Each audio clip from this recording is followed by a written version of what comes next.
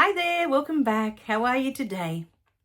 So in this beautiful video, we wanted to respond to a gorgeous comment that we received, and we couldn't wait to get here and respond to this gorgeous comment. It just brought up so much as I was reading it. My angels were just flooding me with all this beautiful information to share. Now, this gorgeous comment goes like this. The first part says, how about all the things we were never taught? And by the time we found out, we've sinned so many times that there's no chance, maybe purgatory at best, but most likely hell. So the first thing that was coming up as we received this comment is that, yes, many of us have grown up in these religions. I grew up as a Catholic. And, you know, my mum would take us to Catholic church every Sunday. She was a devoted Catholic. And we were taught about sin, and we were taught about hell and the devil and all of these things. But through my awakening, I discovered that there is no such thing as sin. There is just experience. We are the ones that give it meaning. We are the ones that decide that it is right or wrong or good or bad. But to the soul, the experience is neither. The soul has no judgment about your experiences. It is just observing and taking in all the beautiful information, all the wisdom that you are gaining from these beautiful experiences. So know within your heart that they are not sins, they are just experiences that you are having as a human here in this world.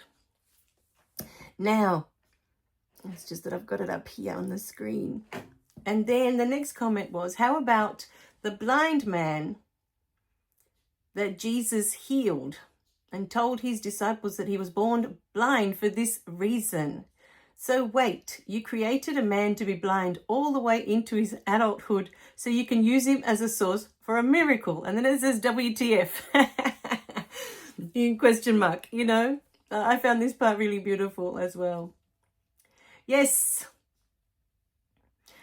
the blind man, his soul had chosen to be blind.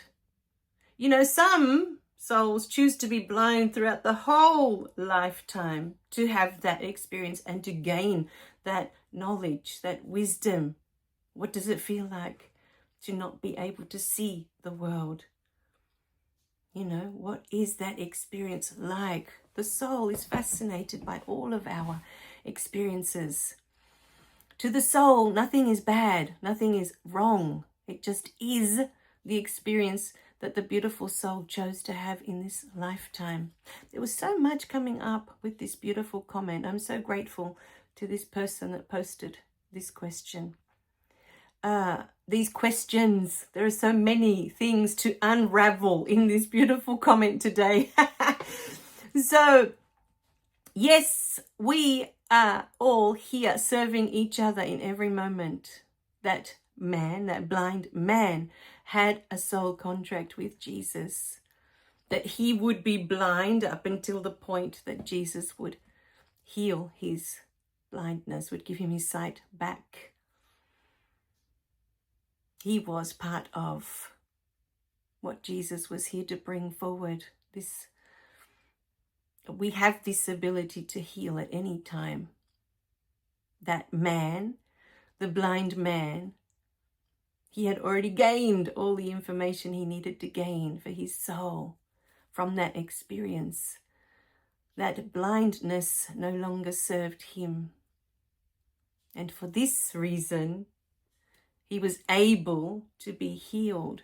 Because the question then becomes, well, why do some people heal and others don't? And it's everything to do with, yes, you can have the faith.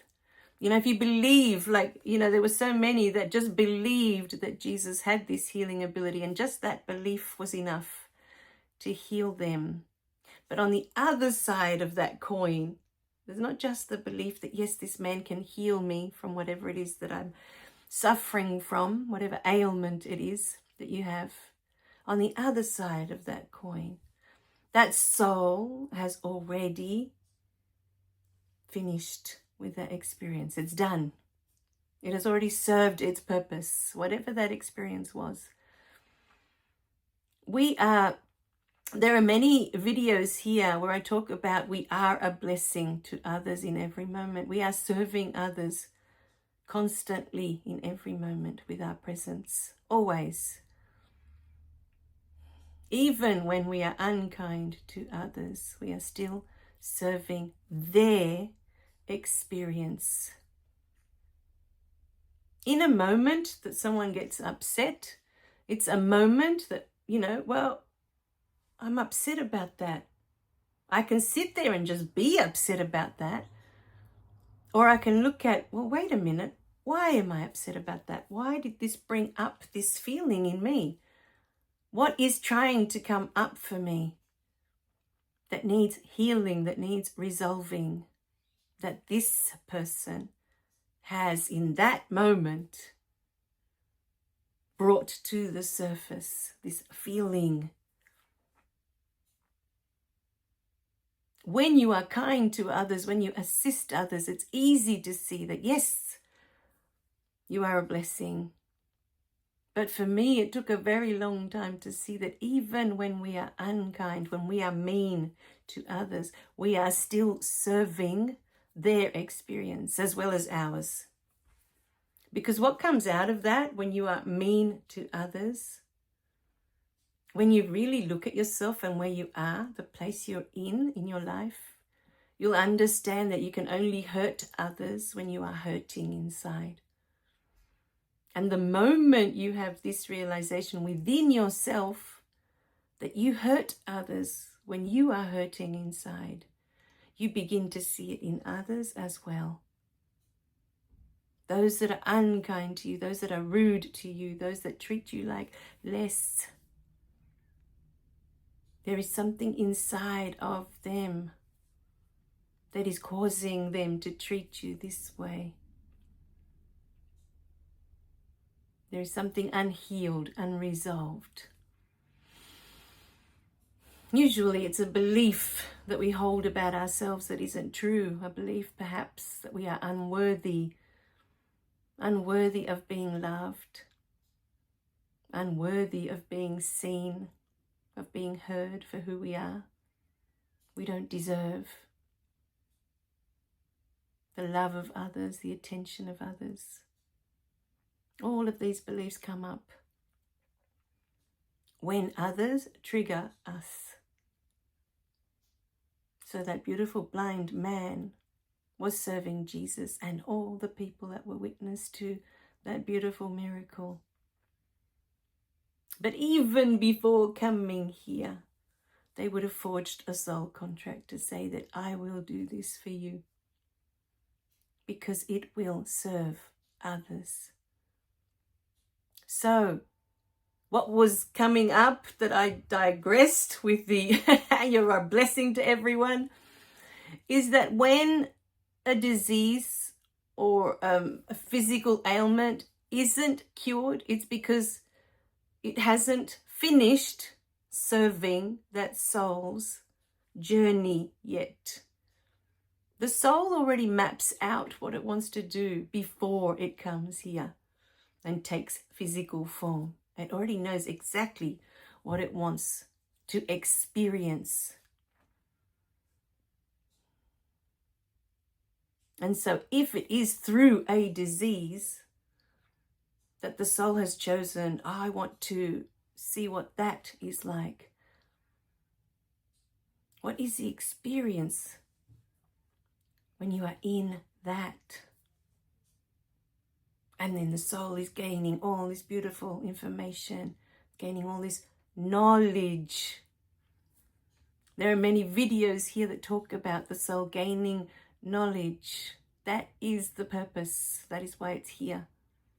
One thing is to have an idea of, oh, what is it like to have Parkinson? What is this Parkinson? What is this dementia? What is this to the soul? The soul is curious. What is it? And so it chooses, well, let's try that in this lifetime and see. Let's find out. And it's not until the soul has this physicality, this human body, that it can have that experience and know firsthand what it is like to have Parkinson, to have dementia, to have whatever other disease, cancer, whatever it is that was chosen before coming here. The soul is constantly gathering information, gathering knowledge, gathering wisdom. And with each lifetime, the soul expands. So that is the reason that many times a disease is not cured in a lifetime. Yes, many times there are miracles and the disease can be healed, it can be cleared, and the human can go on to have a different experience. But that is only when the soul has attained everything it needed to know about that experience. Only then can the soul say, okay, I am done here. Let's move on. So, there is more to this beautiful comment. We're almost there. So the next part was, I have been abandoned by the Christian God and all its limitations and restrictions. I'm finally on my path to becoming my authentic self. How beautiful. It's not that we're abandoned by the Christian God. It's that we no longer need that. It's no longer serving our journey, our experience. You know, I didn't get a name for this beautiful person. I just had initials, but for a very long time, I was so angry at the church, at the Catholic Church, because they made us feel so guilty, so worthless. And I was so little. You know, when my mum started taking me to church, I was about 4. And I remember being 8, 9, 10, and just sitting there listening to the words, to the sermons, to everything. And when I got older, you know, I would sit there and think, why? Why would you make a child feel that way? You know, a child is so innocent, so pure of heart. What malice could possibly be in the heart of an 8-year-old, a 10-year-old child? You know? So for a long time, I was really angry with the church about how they made me feel. But my greatest resentment towards them was that we were taught that we were separate from God. It was just the teaching that we were separate from God, and that these, you know, he's this being that's all high and mighty and ready for judgment day, and as you say, limitations and restrictions, you know, Christian God filled with limitations and restrictions. And it wasn't until my awakening, and many years after my awakening, it was one of the last things that I was able to release, I understood that I came here to feel separate from God. That was one of my main experiences in this lifetime. Outside of here, I can't have that experience. We are connected. Even here, we are connected. But the illusion of this human experience is that we are separate from Spirit, from God, whatever it is you want to call it. You know, for so long, I couldn't even use the word God. It felt so negative to me because of all the heaviness, all the density that this word carried for me for my whole life.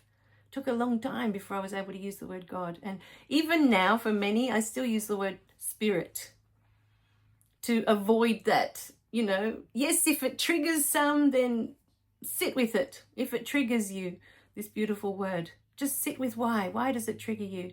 Are you also angry that you were taught that you're separate? All the while inside, you know, there's a knowing that you're not separate. You are like the wave in the ocean. As much as the wave comes out of the ocean to display itself in all its wonder, it never separates from the ocean. It's always connected. And so are we. We are always connected to Spirit, always. We never separate. So, my beautiful being, we are so grateful for this comment today. It brought up so much, you know, of the things that I've already been through and the beautiful, you know, awakenings that I've had since, of our souls and their journeys. And it's all perfect. Wherever you are right now is where you're meant to be right now in this moment. It is perfect. It is where your soul needs you to be for its experience. So in the next video, we'll talk more about this because there's something else that wants to come up and I get a feeling it's going to be another long one. So let us know how this makes you feel, what comes up for you, if there are more questions. But there will be more videos regarding this because there was a lot coming up as I was reading it, a lot. All right, my beautiful beings. We love you guys. Remember to click like and subscribe so you don't miss any of the beautiful messages that come through. And thank you so, so much for this gorgeous comment today, for sharing, because everything that comes through serves all of us. All of us. It also serves me on my journey. So thank you so much. Bye for now.